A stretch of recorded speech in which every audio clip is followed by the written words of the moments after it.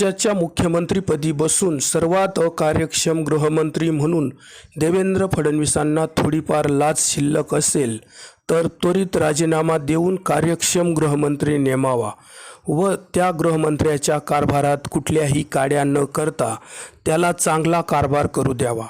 फडणवीसांच्या काळात राज्यात दर 53 मिनिटाला एका चिमुरटीवर होत आहेत अत्याचार। फडणवीसांच्या डोक्यात फक्त आणि फक्त राजकारणाचाच किडा, त्यामुळेच कायदा सुव्यवस्थेचे अक्षरशः निघाले धिंडावडे। 2014 मध्ये राज्यात भाजपा सेनेचे सरकार सत्तेवर आले। त्यावेळेचे राज्यातील भाजपाचे प्रमुख नेते तत्कालीन विरोधी पक्षनेते एकनाथ खडसे यांना अतिशय ज्युनियर असलेले परंतु कावे डावे कपट कारस्थानामध्ये पटाईत असलेले देवेंद्र फडणवीस यांना मोदी शहांच्या आशीर्वादाने मुख्यमंत्रीपदी बसविले गेले।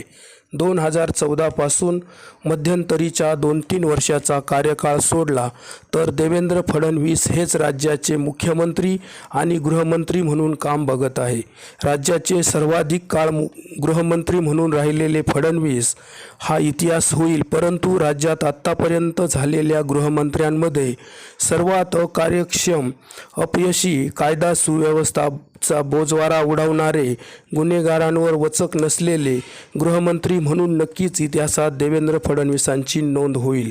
कारण राज्यातील ढासळलेली कायदा सुव्यवस्था, महिला मुली अगदी चिमुरटींवर होणाऱ्या अत्याचारात प्रचंड वाढ झाली आहे। चिमुरटीवर अत्याचार करून निर्घृणपणे खून होत आहेत। राज्यात भोंदू बाबांच्या प्रमाणात देखील मोठी वाढ झाली असून रोज नवनवीन बुवा बाबांची प्रकरणे बाहेर येत आहेत। सत्ताधारी मंत्री आमदार हेतू पुरस्कर राज्यात हिंदू मुस्लिमचे नीच घाणेरडे जातीय राजकारण करत आहेत। त्यांच्यावर सरकारकडून कारवाई करण्याऐवजी पाठीशीच घातले जात आहे। शिव फुले शाहू आंबेडकरांचा पुरोगामी महाराष्ट्र म्हणून ओळख असणाऱ्या राज्यात दर 53 मिनिटाला एका चिमुरटीवर अत्याचार होत आहेत। ही बाब अतिशय लाजिरवाणी आहे। मुख्यमंत्रीपदी बसून अकार्यक्षम गृहमंत्री म्हणून देवेंद्र फडणवीसांना याबाबत थोडीफार जरी लाज शिल्लक असेल ना, तर त्यांनी त्वरित गृहमंत्रीपदाचा राजीनामा देऊन गृहमंत्रीपदी चांगला कर्तबगार कार्यक्षम गृहमंत्री नेमावा व स्वतः त्याच्या कारभारात कुठल्याही काड्या न करता त्याला स्वतंत्रपणे कारभार करू द्यावा।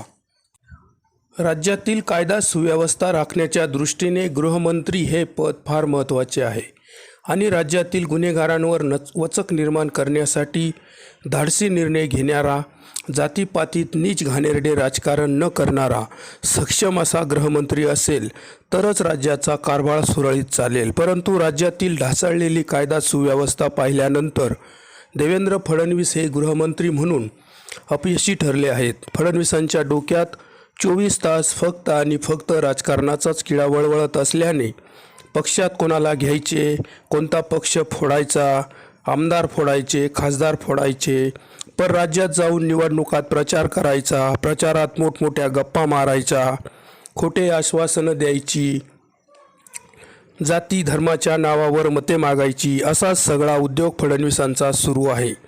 राज्यात घडणाऱ्या गंभीर स्वरूपाच्या गुन्ह्यांमध्ये फक्त लबाड बोलून हे करू, ते करू, असे करू, तसे करू अशी राजकीय उत्तरे देऊन वेळ मारून नेण्यात देवेंद्र फडणवीस पटाईत आहेत। मोदी शहांचे आशीर्वाद असल्याने फडणवीसांची राजकीय दादागिरी आणि सत्तेची मस्ती वाढतच चालली आहे।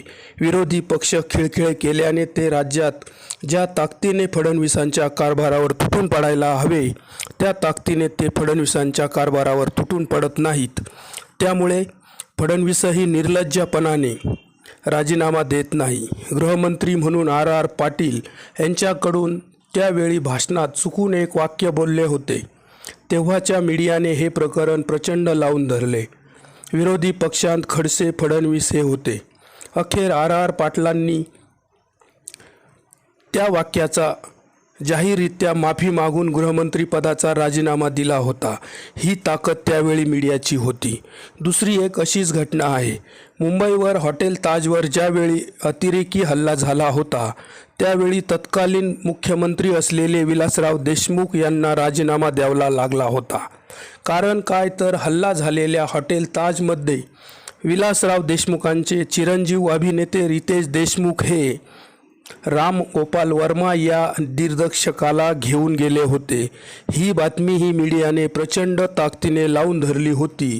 त्याचा परिणाम असा झाला की शेवटी विलासरावांना मुख्यमंत्री पदावरून राजीनामाच द्यावा लागला होता.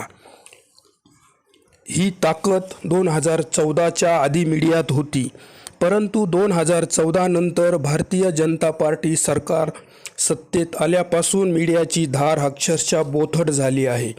मीडिया विकाऊ झाली आहे.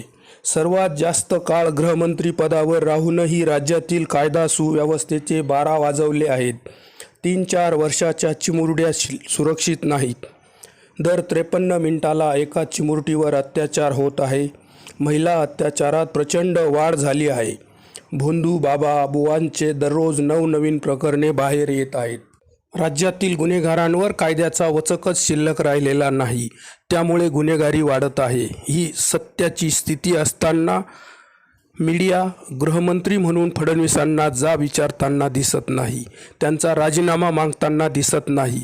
ही पुरोगामी महाराष्ट्रासाठी लाजिरवाणी बाब आहे. फडणवीसांनी राज्यात शक्ती कायदाही लागू करून घेतला नाही.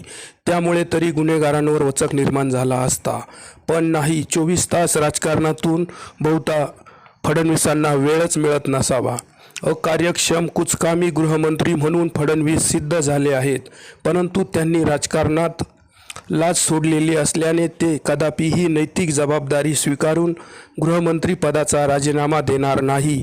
ही सत्यस्थिती आहे. त्यामुळेच आता राज्यातील जनतेनेच लोकशाही मार्गाने फडणवीस हटावची मोहीम उघडून आंदोलन करण्याची वेळ आली आहे. कपट कारस्थान करणाऱ्या गृहमंत्री फडणवीसांबद्दल जनतेच्या मनात प्रचंड संताप आहे. त्यामुळेच आता विरोधी पक्षांसह जनतेनेही गृहमंत्री पदावरून फडणवीसांना हटवण्यासाठी गृहमंत्री हटावची मोहीम सुरू करावी अशी गरज निर्माण झाली आहे.